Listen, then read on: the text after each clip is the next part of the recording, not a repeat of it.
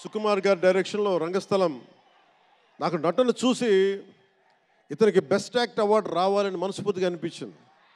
అంటే అంత గొప్ప పెర్ఫార్మెన్స్ చేశాడు. భవిష్యత్తులో ఇతను ఉత్తమ నటుడు కూడా కావాలి, ఉత్తమ నటుడు అవార్డు అందుకోవాలి. ఎందుకంటే తనకి ఇక్కడ పెరగల, ఆంధ్రాలో పెరగల, కీలకమైన సంవత్సరాలన్నీ తమిళనాడులో పెరిగాడు, కొంత హైదరాబాద్లో తెలంగాణలో పెరిగాడు.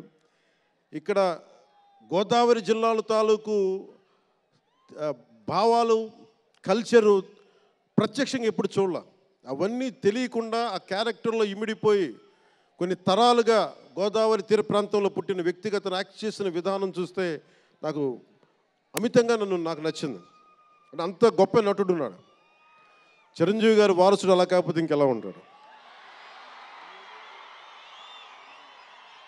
చిరంజీవి గారికి తగ్గ వారసుడు.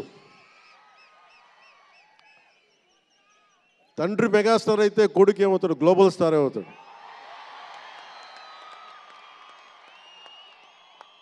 అంటే చిరంజీవి గారిని ఎందుకు అంటే ఎక్కడ గుర్తు పెట్టుకోవాలంటే, అంటే నాకు మా అన్నయ్య అంటే ఎందుకు గౌరవం, మొన్న కూడా ఇంట్లో అప్పుడప్పుడు చెప్తా ఉంటాం.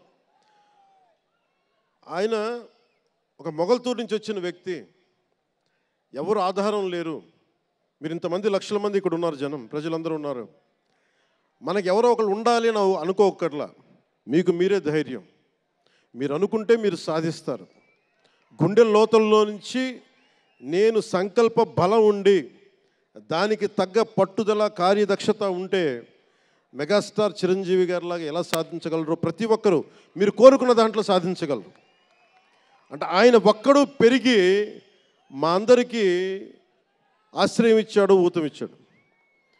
ఆయన ఊతం వల్లే నేను ఈ రోజున మీ అందరికీ కూర్చొని మారుమూల ప్రాంతాల్లో భయపడడానికి, అందరూ భయపడే రోడ్లకి వెళ్ళగలుగుతున్నాను, రోడ్లు వేయడానికి. అంటే ఆ మూలాలు చిరంజీవి గారు మాకు నేర్పించినాయి.